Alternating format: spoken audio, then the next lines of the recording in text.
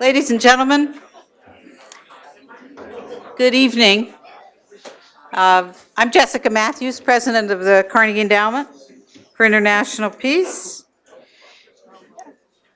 In his new book, America's Challenge, my colleague Michael Swain, who's standing there in the background, wrote that the emergence of China on the world scene was arguably the most significant development in global politics since World War II. And certainly now, the United States and China share the most important bilateral relationship on Earth. They have the world's two largest economies. They have the world's two largest militaries, accounting for about half of global expenditures. They are the world's two largest carbon emitters, accounting for a staggering about 45% of global carbon emissions. And at the same time, with all that they share in this respect, they have very different values and political systems, very different histories. So there's obviously an enormous and deeply significant bilateral agenda. But to a greater and greater degree, what's new is that the United States and China now share a global agenda as well. Carnegie has long had a program studying China here in Washington.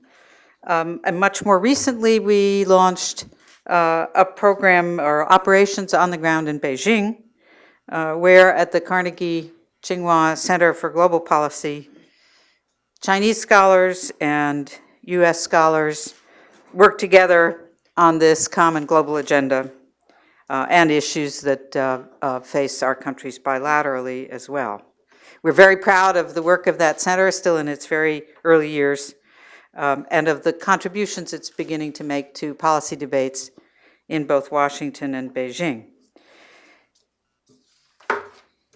There are very few people anywhere, either country, who have thought longer and harder about the US-China relationship, and certainly no one who has cared about it more passionately than our guest today. Following the end of a British rule in Hong Kong, C.H. Tung was chosen to take over what was surely one of the most difficult jobs ever imagined, and served as the first chief executive of the Hong Kong Special Administrative Region from 1997 to 2005, trying to bring two very different systems into a harmonious relationship. So his passion for and interest in trying to do the same with the US-China relationship has now a long history. Before serving in that role, he spent many years as a successful business leader, serving from 1997 to 2006 as chairman of the shipping company Orient Overseas Limited. He is vice chairman of the National Committee of the Chinese People's Political Consultative Conference, was a key organ of the Communist Party of China. And he is the founding chairman of the China-United States Exchange Foundation, an organization that is dedicated to improving relations between our two countries. He is one of these rare people who has a foot planted firmly in both countries, and I would say great love for both countries. Maybe you could tell me if that's an overstatement. But it's always a treat to have him with us, and it's a great pleasure, C.H., to welcome you back to Carnegie. Please join me in welcoming C.H. Tung. We look forward to you.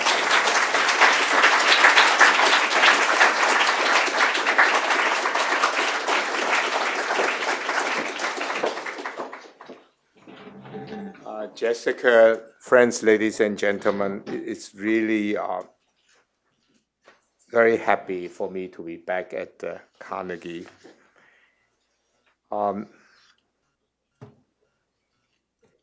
First of all, I'd like to really congratulate Jessica and Carnegie for the success in launching the Carnegie Tsinghua program.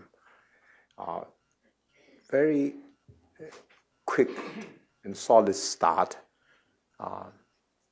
make this Carnegie Tsinghua brand in the promotion of U.S.-China relations, in trying to make the two countries and two peoples understand each other, really set off very, very well. And for that, I want to congratulate you and to say to you that this relationship is important, and the work Carnegie Tsinghua is doing, the work you are doing, and many of your colleagues who are here is doing in promoting U.S.-China relations is something that for many of us, we should be very, very thankful. So thank you very much indeed, Jessica, and many, many congratulations to you.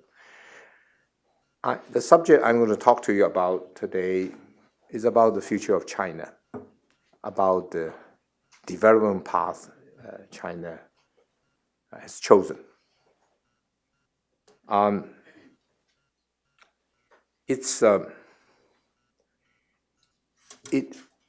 When you begin on a subject like this, the best is to begin,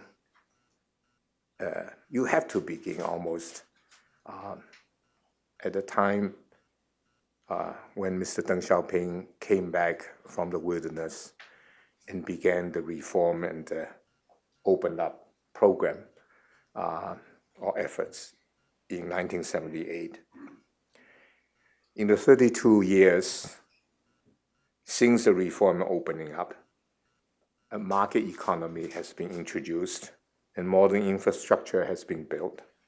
A free and compulsory 9-year education has been introduced to all school-aged children. Healthcare, social security have been made available to 1.3 billion people. And indeed, 1.3 billion people have moved from abject poverty to a much improved livelihood. In these 32 years, a closed Chinese society has become open. Indeed, there has been unprecedented expansion of individual freedom, freedom of thoughts, freedom of movement, and freedom to pursue economic opportunity. The government has firmly committed itself to the building of democracy, to being more transparent and accountable, and to the enhancement of rule of law, and to the protection of the rights of her citizens. The sheer scale of nation building in China is overwhelming. For example, the free and compulsory 9-year education is for a student population of 300 million. 300 million. It equals to the size of the entire population of the United States. So you can see the amount of challenges China faces in her nation-building effort. To be sure, therefore, much, much more work still needs to be done. But it is not an exaggeration to say that never before in the history of mankind has so much progress been made on so many people in such a short time. Many people inside and outside China have tried to understand how this has been achieved. Some point to the visionary leadership and effective policy making.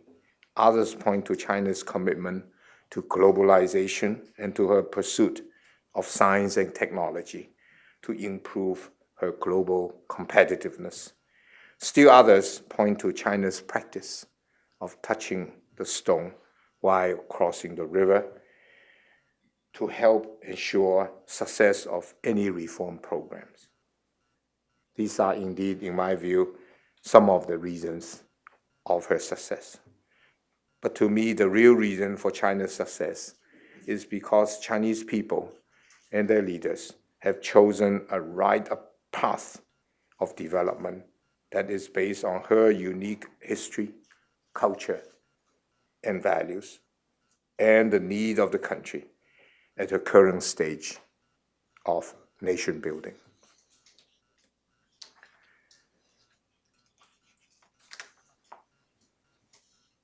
How can we describe this path? Economically, it is about more reform and open up, and it is about developing the right mix between the market economy and the planned economy. Politically, it is about developing China's unique form of democracy that is consistent with her needs at the current stage of nation building. Internationally, it is about continued pursuit of a policy of peaceful development and on building good relations with all nations around the world. Let me elaborate further on all these points. Firstly, economically, the unbalanced nature of economic growth over the past 32 years has increased income disparity between the rich and poor, between urban and rural populations, and between coastal and inland region. The growth has also created huge environmental challenges. There is an urgent need to address climate change. New drivers of economic growth need to be developed to replace energy-intensive, export and investment-driven economy of today. In March of this year, the Premier of China unveiled the 12th five-year plan. The 12th five-year plan, like other plans, five-year plans, is a plan of policy priorities, of goals and targets for the next 5 years. This is formulated by taking into account of challenges China faces, both domestically and internationally. The plan is also in line with China's long-term development path. In the plan, many initiatives were suggested. By improving workers' wages, by improving farmers' income, by designing a better social security network for her citizens, and by ambitious development plan for the Western regions, where income lags behind very much. China is not only reducing the wealth gap, but she is also creating an environment for increase in domestic spending. Moreover, by encouraging the expansion of service sector, jobs are created. It should be noted that service sector-led growth creates 35% more jobs than production sector-led growth. By investment in leading-edge industries such as renewable energy, new generation information technology, high-end equipment manufacturing, advanced materials, energy conservation and environmental protection, and biotechnology, China is developing and restructuring her economy towards a more modern industrial base. The rural population, whose livelihood is agriculture, still accounts for close to 55% of her population, or about 700 million people. Urbanization, therefore, will continue. In the meantime, the need for rural area to build infrastructure to provide better education, social security, and healthcare, to introduce advanced technology in farming are all pressing tasks being undertaken. In sum, in addition to exports and investment, domestic consumption, continued urbanization, rural renewal, and further industrialization will be the engines for growth and job creation for the future. Now let me talk about China's political development path. Despite China's success over the past 32 years, China's challenges is very enormous indeed. China is a country with 20% of the population of the world, but only 7% of the world arable land, and is not rich in natural resources. She needs to create 25 million new jobs every year. With a per capita GDP of $4,000, ranking 100th in the world, she still needs to bring people out of poverty and improve people's livelihood on a massive scale in the shortest time possible. This is China's challenge. China needs to develop a political development path consistent with not only her culture and history, but also with her current needs. In developing China's democracy, China always puts people at the center of the government, with an emphasis on transparency, accountability, rule of law, and protection of legal rights of all her citizens. Development of China's democracy is being institutionalized. Today, democracy consists of what we call electoral democracy as embodied in the National People's Congress, and consultative democracy as embodied in the Chinese People's Political Consultative Conference. These two organizations play an increasingly active role in making the voices of people heard, in monitoring the work of the government, and in providing checks and balances to the government. The CPPCC has a particularly important function in building national consensus at a time when policies are formulated, turned into law, and implemented. This consultative and consensual approach has been critical as China develops her democracy and as China moves forward. The decisive role of the Communist Party in leading China successfully forward needs to be recognized. In evolving from a revolutionary party to a governing party, the Communist Party of China is becoming more democratic. Decisions are made collectively following extensive public consultation and debates. Term limits and retirement age are imposed on government officials. Appointments and promotions are based on merit, not only based on merit, but will also take into account of views of the people. Many of my friends in America have asked me whether China's democracy will evolve into a Western-style democracy. Others say that once per capita income reaches a certain level, say $3,000, the political system will inevitably change towards a Western-style democracy. To that line of reasoning, my answer is that China's democracy will continue to evolve in her own way and consistent with her own needs to ensure that the huge task of nation building continues to be successful. The fact is that this path of development has been successful, therefore has the support of the Chinese people. To be sure, there are many areas where improvement needs to be made, such as government waste and corruption, and the level of competence of local government officials, and etc., and etc. But the leadership in the central government has a clear understanding of these needs, and indeed, they are being tackled very seriously.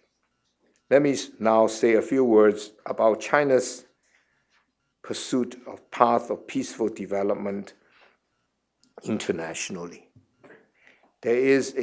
This is a strategic choice made by China for the following reasons. First, since the launch of a reform and open door policy, it is increasingly recognized that China's interests and that of the world has become more and more intertwined. China's destiny is becoming more and more intertwined with the rest of the world.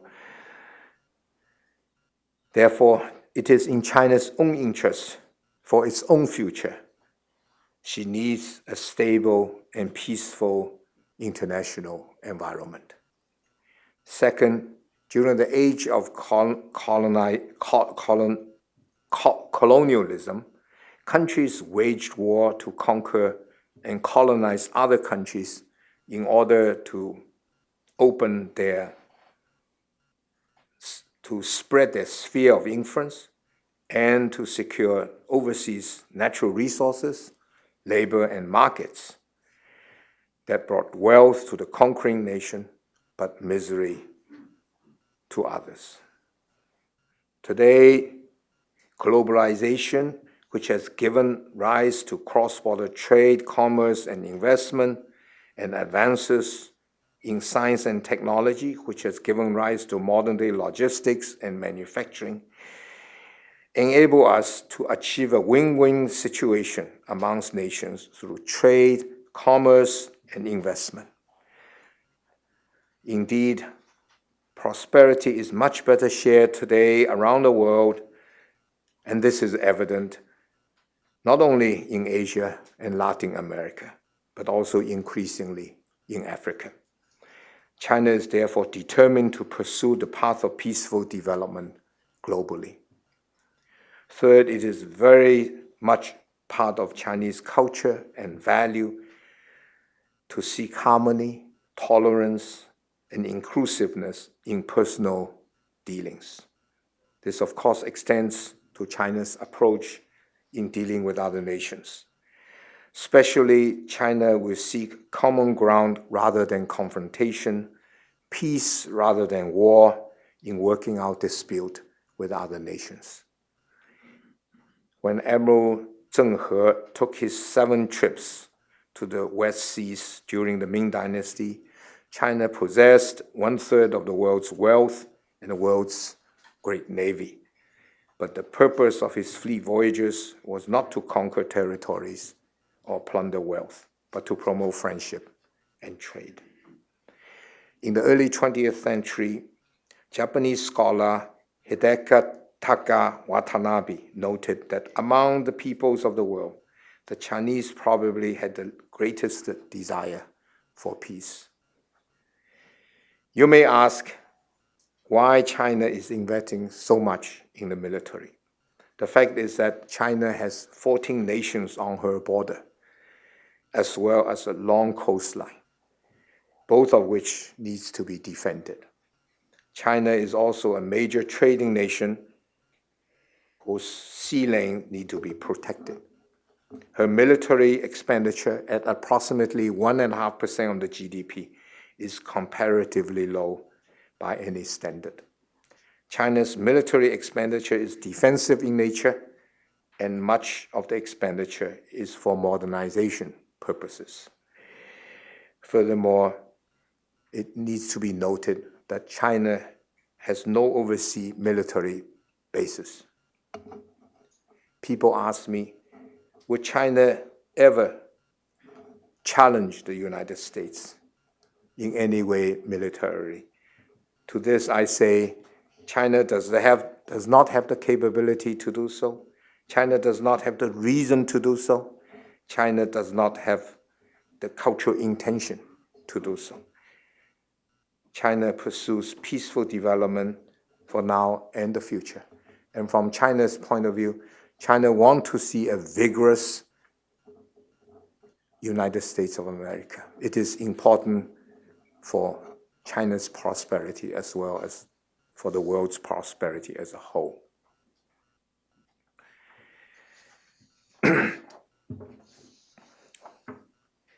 Ladies and gentlemen,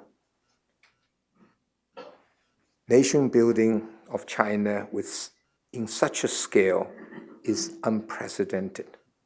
The future is full of challenges. I have been fortunate enough to witness personally the nation building process. What I see, I feel good, makes me feel confident of China's future. And China's success over the last 32 years should give every one of us the confidence, and we should be optimistic about her future. Thank you very much.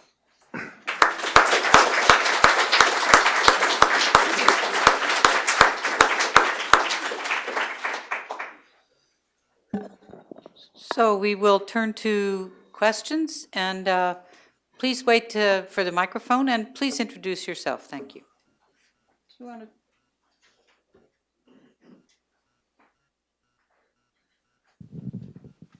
CH, do you want to choose? Do you want to call on people, or you would prefer me to?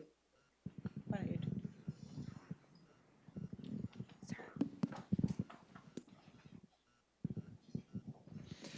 Atul Singh, founder and editor-in-chief of Fair Observer. So my question to you, sir, is this. Two major changes happening in China. One is rapid urbanization, a huge migration from rural areas to urban areas. And two, demography, wherein the male population is far greater than the female population because of selective abortion. Both of these historically have led to disturbance or social dislocation. What do you see as the biggest danger for China, in whether it is these two or any other in the coming 2 decades or 3? I think, well, thank you for the question. Very, very good questions. I would like to respond this in 3 ways. China has enormous challenges on the front of energy, water, food, aging population, and the unevenness, as you were talking about earlier on. These are all challenges that China faces. We talk about these issues constantly, trying to find ways, not just for next year, not just for the next 2 years, but looking into the future, next 10 years, next 20 years, how these challenges need to be met. And similarly, the rapid urbanization or the migration of farm workers, 农工, into the city center imposes huge challenges from a social point of view also. And there, I particularly like to give you an example of what Chinese government is trying to do, what China is trying to do.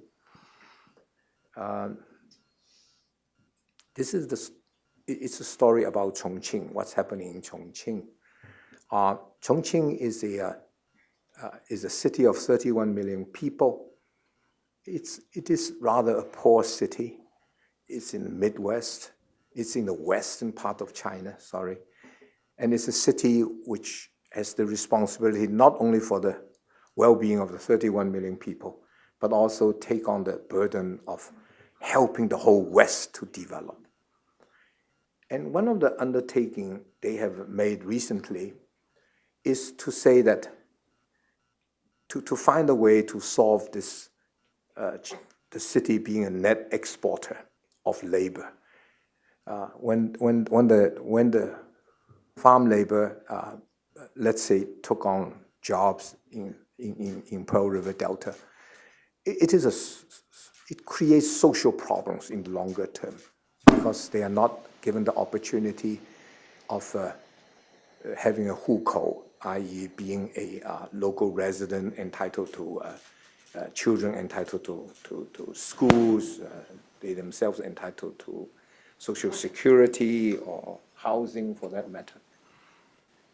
What Chongqing has done is very, very successfully to attract industry into Chongqing on a massive scale and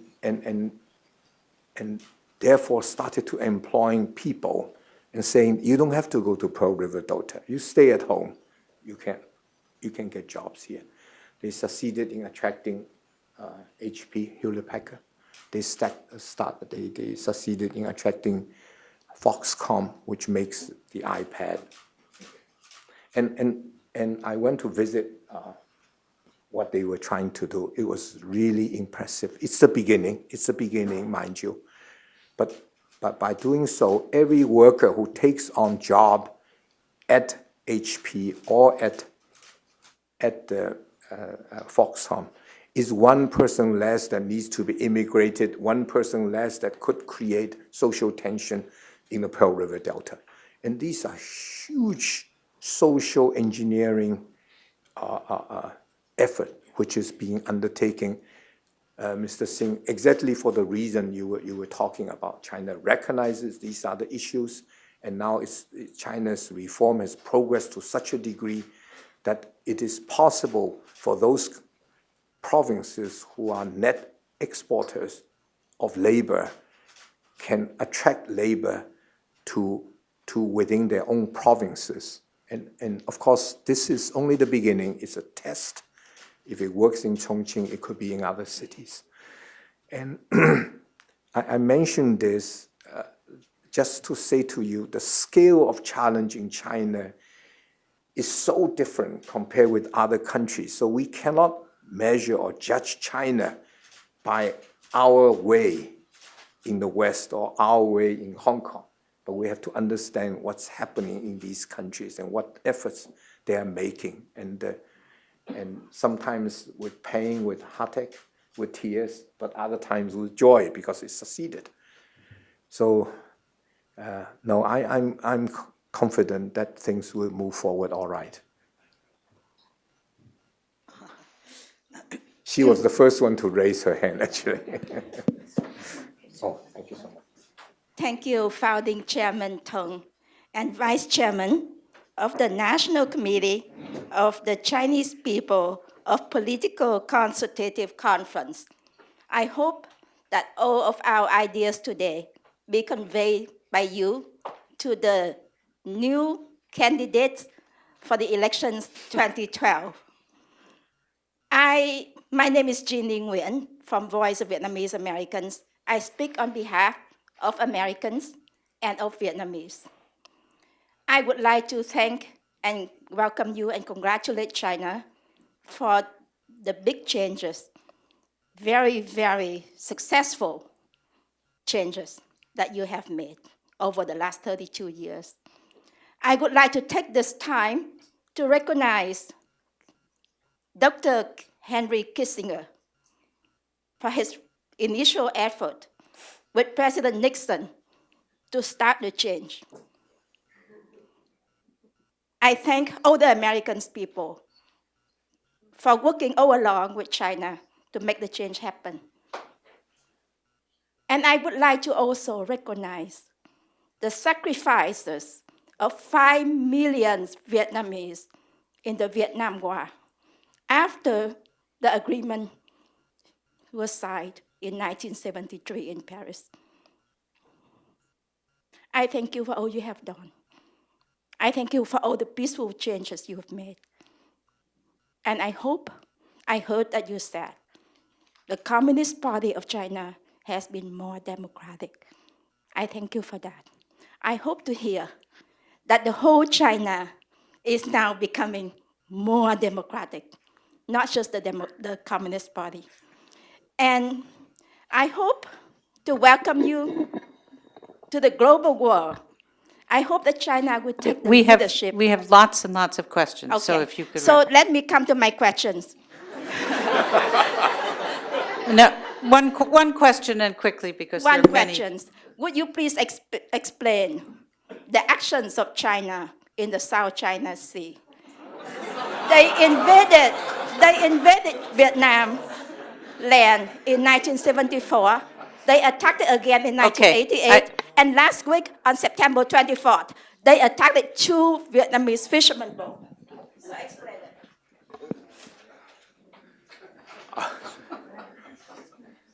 Thank you very much for the question. I understand your emotion in all these issues. Sovereignty and territorial integrity are all very emotional issues of every nation, actually. So I fully understand what you're saying and the emotions you're expressing. All I want to say is this, that China's claim on territory of South China Sea, not really on the territory of the whole of South China Sea, but in the islets of Spratlys, within that 12 miles, nautical miles limit, China claims a sovereignty on it. And this goes back to years and years in history before. So that's number one point. Number 2 point is that territorial issues is very difficult to resolve. And I think from the wisdom of the leaders. There was a lot of discussion, even let's say in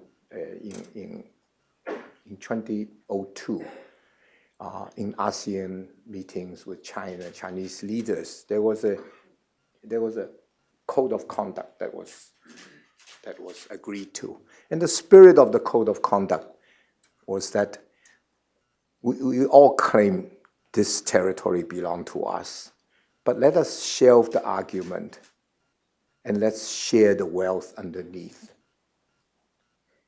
And I think it was a good way. The code of conduct was a good way to solve a almost insoluble situation, because the dispute is not just between China and Vietnam. Malaysia is claiming it, Philippines is claiming it, different pieces of it.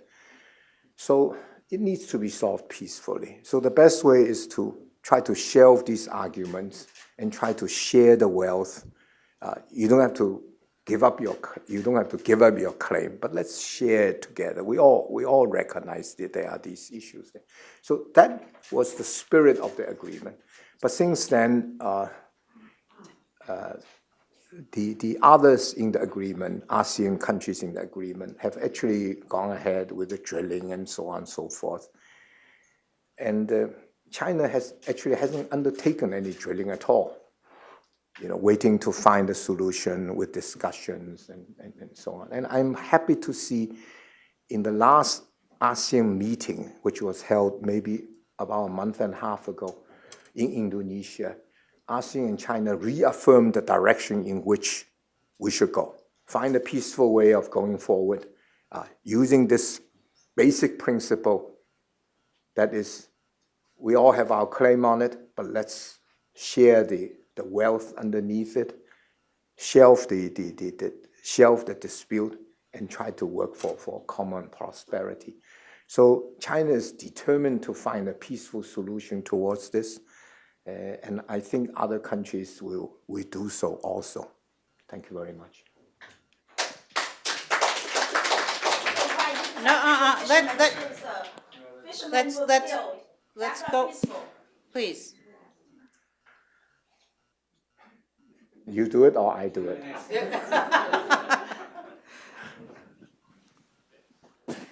Perhaps if I could suggest, since there's so many hands, let's take 2 or 3, and then Mr. Tung can answer them together. My name is Jane. I'm from Johns Hopkins site. I'm a student there. My question is about Hong Kong, which I think you're definitely the person with the most knowledge to answer. I wonder if you can share with us your perspectives on what Hong Kong has experienced since its handover in 1997, in terms of how much influence it has on mainland China in democratic development, and how much China has influenced Hong Kong. And in the end, is Hong Kong also part of, or is coming back to what you refer to as the Chinese model of democracy? Thank you very much.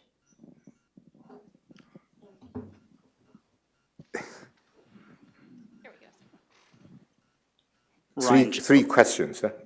Otherwise I forget them. I'll try to keep it brief. Okay. My name is Ryan Jacobs from the U.S. Asia Institute. And you were saying earlier in regards to consultation that the Communist Party is incorporating the people's views through its consultative congresses. But each year, millions of Chinese citizens decide that protests can be the more effective way to draw attention to their issues, especially when it comes to the central government, not as much the provincial government. Now, regarding this, do you believe that people's protests in certain areas of China regarding certain issues can be effective to get central government attention? Thank you. Okay.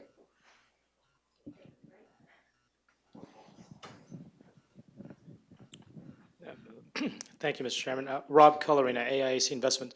My question is more towards the business side. I think it's fantastic that the government has involved you with your business background as a spokesperson for the country. With regard to the question is this: when you see some of the overseas Chinese as successful as they are in technology and in some cases alternative energy and what have you, what are you all doing from a planning basis to either recruit or develop more of that within the country? Because you're seeing much more of these listings in the overseas markets. Thank you very much for these questions. I think the question was that whether the Chinese, whether the Hong Kong political system or evolution affects China and vice versa. I think one country means one country, two system means one country, two system. And Hong Kong has her way and China has her way.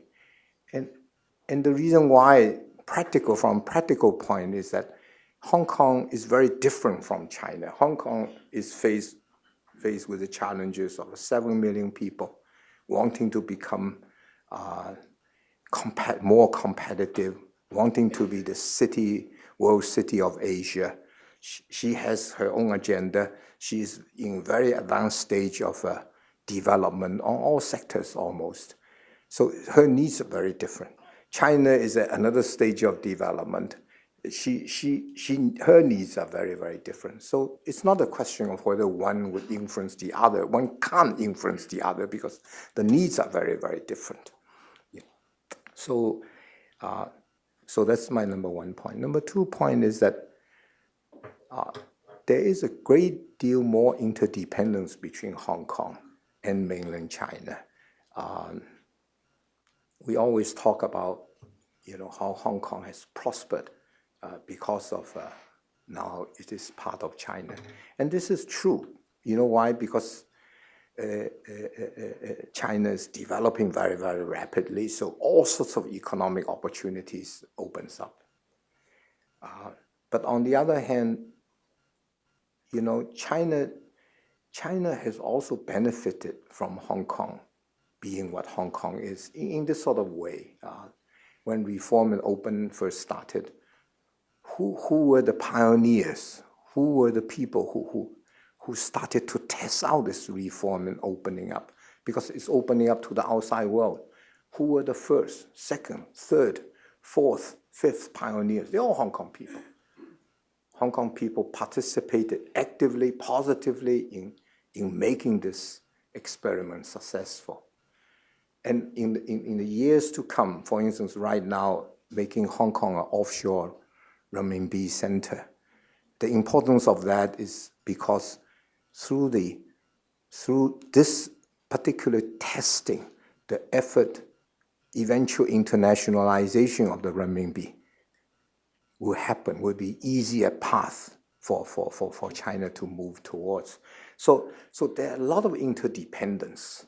It does not mean we have to be the same. It means we're interdependent, we're part of China, and this is the way it is moving forward, and moving forward very well for that matter.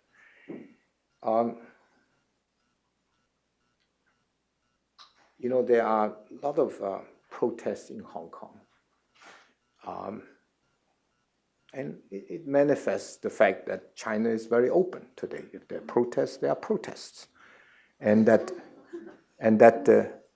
recently in Dalian, there was a protest about a plant which is discharging discharges is not acceptable because it's damaging the water quality. And people demonstrated, insisted the plant must move away. And the government, having determined it is the right thing to do because this is not acceptable, so the plant is now shut. So is it effective? I think it's effective. It's a way of demonstration, and Chinese government is responding to these things. And I think this is what I said earlier on, China is becoming increasingly open, more open all the time. And the third question is about overseas Chinese. I agree with you. I think, China is a huge market. From one point of view, there's enormous pool because there's such a big market. It's pooling all sorts of people from around the world to do business in China, to become part of the Chinese success story. The potential is so huge. So there are many Chinese who have returned to Hong Kong, to the mainland, just to participate in that growth story. But on the other hand, You know, I agree with you that the government needs to make more effort. Government actually has made efforts, recruited a lot of people to go back. But importantly, it's the people themselves who really want to go back and participate in the growth formula. And if you don't want, you want to go listing, I sell for Hong Kong. It's the best place to go. Should we take maybe one more round of questions? No, I don't mind. Yeah, sure, of course. Okay. Yeah. Oh, there are three of you, so maybe we let the ladies go first, if you don't mind. Diana Lady Dugan, Center for Strategic and International Studies, and also sometimes with the Chinese Academy of Social Sciences. For those of us who remember when Hong Kong the harbor was mostly filled with little boats, I think you and I may be some of the few in the room, we're not so surprised at what has happened to China in the last 30 years when you look at what happened to Hong Kong in the prior 30. But I think you may understandably sense that there's a bit of skepticism when you talk about democracy in China, particularly from someone like you who knows much more about the vibrancy, not just of capitalism, but of a much more rule of law, free speech tradition in Hong Kong. And I think there's a sense, and I would like you to comment on if it's fair, that there's a sense that China, probably in the last year or so, seems to be regressing, particularly on press freedom issues. And I don't want to say human rights writ large, but certainly its reputation with the internet and other things of going a little bit backwards instead of forwards. Is that fair, and what are your comments about it? Hey.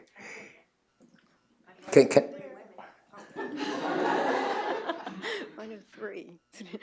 I'm Helen Raffel. I'm with Resources for the Future, and I worked in China for 5 years, including teaching environmental science at Sichuan Daxue for 2 years. I wonder what you know, and whether you personally know, the new leadership positions that will be taken over by Xi Jinping and others. Can you tell us about them? Do I know them personally? Is that the question? What can you tell us about their policies? Oh, okay. I'm very honored to ask the last question, Mr. Chairman. I'm Tiger Zhang from Shanghai Institute of International Studies, and currently doing studies at the Stimson Center. I've noticed your focus on the nation-building process. Are you suggesting that nation building is a foundation of China's peaceful rise? Because you mentioned 4 times. So what's the relationship between nation building and China's rise? And also, in the strictest sense of nation building, which is about the people, the identity of peoples, what challenges do you think China faces in the new administration? Thank you. Okay. Thank you very much.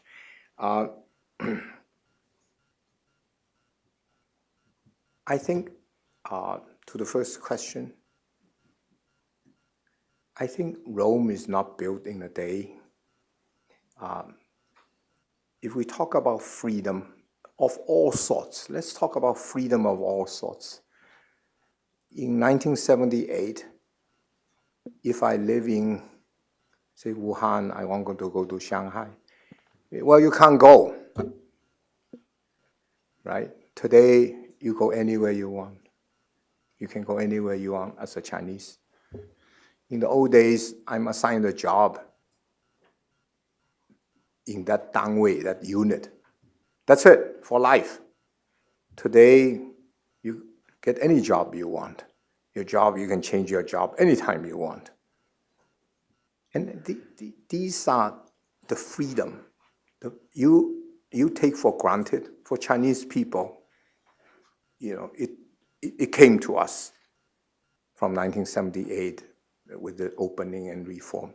So, you know, so the freedom that Chinese people enjoy today in all these areas, freedom of speech, freedom of movement, is just comparatively with our own history, not comparing with America, not comparing with Hong Kong, but comparing with China's own history, is enormous.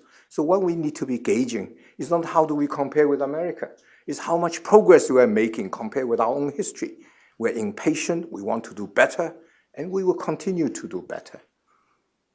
So on this issue of information, freedom of information, there are 300 odd million people on the internet, 230 million bloggers. And these numbers are mind-boggling, but they're all there. Information is everywhere available. Are there firewalls? Are there some censorship? Yes, there are. The purpose of those is to ensure China's social stability. Now, you may disagree with this, but these are the price to pay because we wanted to be sure of social stability. We may be wrong, we may be a bit overhanded here and there, and so on. It could happen. But most Chinese people remember about the Cultural Revolution, remember about the instability, want things to do better. So, please measure Hong Kong every day or measure mainland China every day by the progress they are making. And I hope one day we catch up with you guys.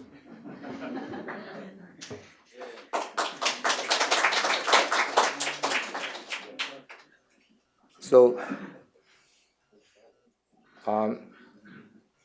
what are the new leaders like? I at 74 years old, I'm so fortunate to have been involved in this process of nation building of China. I'm making small contributions to the extent I can.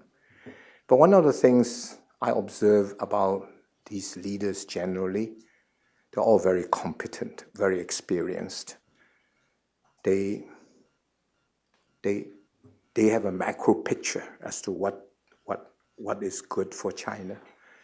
And they're very good at defining, working out policies, implementing them, etc. They are taught from very young, I think, to see there are always dangers lurking around the corner. What could hit us next? Let's be careful. Let's be ready. And I think every one of them have the heart in the right place. It's not about himself, it's about the country he or she serves. I feel this because I know, basically almost every one of them. And I have opportunity to interact with them. Okay, then I will come to that. No, it's very good questions. I want to say to you that these leaders, most of them, as they advance in their career, they're chosen for their meritocracy. When you go to the top post, most likely you have been a village chief, a mayor of a city, and then you may have taken some post in a big ministry, in an executive position, sometimes minister. Others will become mayor and party secretary of a big province, like Mr. Li Keqiang. He may become the future prime minister. And I emphasize the word may, he may become. And, he looked after a province of Henan, which is 100 million people. And when you look after a province, you look after it socially, economically, actually in every aspect of the province. So, they've gone through this, they understand what's it all about, and they are usually pretty good in implementation, in developing policies, and et cetera, et cetera. So that's my first point. My second point, insofar as are there any changes of policies? Many of the senior leaders, they are in the Politburo today already, okay? All the debates that went on insofar as the direction of development, the path that China has chosen, insofar as individual policy initiatives, they were part of those decisions. They were part of the team to making these decisions. They set the direction as they do. And these broad directions, which has the support of the people generally, they won't be changed suddenly. Mr. Deng Xiaoping had to do it because the country was desperate. Okay, So I would say there will be changes, but the changes are all operational in nature rather than huge shifts of policies back and forth. And the reason why it won't change, because it's successful. It's proven it's successful. So you will move ahead. You need to make changes as you see changes around you. But they will not be major shifts in directions, not when you're so successful. Thank you.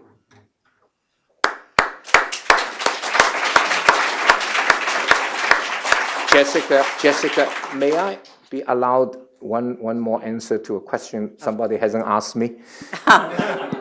No, the reason why I wanted to talk about is that I heard about the fact that some senator is going to propose a renminbi bill in the Senate next week. And I just wanted to say these things. Since 2005, the renminbi has revalued about 30%.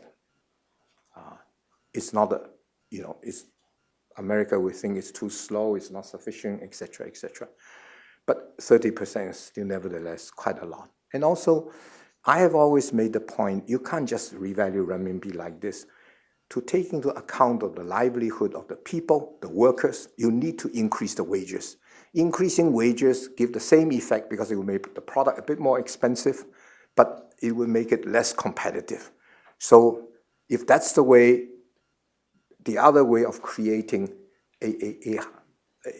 like equivalent to a renminbi revaluation. So over the last 2 years, I think the wages must have gone up about 20% every year.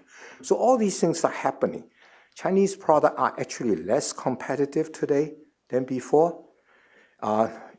Market share in garments, in shoes, and so on and so forth, during the first 6 months in the American market, Chinese products have declined substantially, not just by 5, 10%, 20%, 30%, 40%. And you look at the statistics, you will see it. But did America get the jobs back? The answer is no. So renminbi revaluation is not the solution.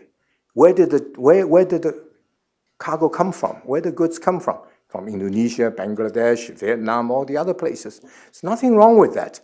But all my point is that renminbi revaluation do not solve this problem of job creation in the United States of America. My second point is that 2008, June, the unemployment rate in the United States was 5.3%, 5.4%.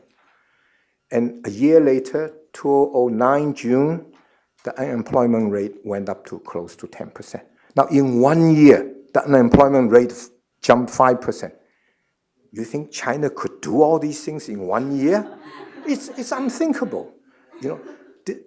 This comes from a different source, of different challenges. And the third point I want to say, then I will stop, is this, that, Jessica, American exports to China was $19 billion in 2001.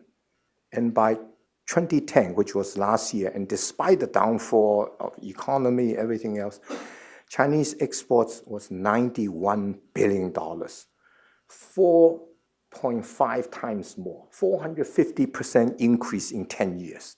This is a huge number. It works out to be about 30% every year. And for every 1% of increase of exports from the United States, it creates 8,000 jobs. And if you think about this accumulatively, the number of jobs that have been created because of increase of imports into China runs into millions of people.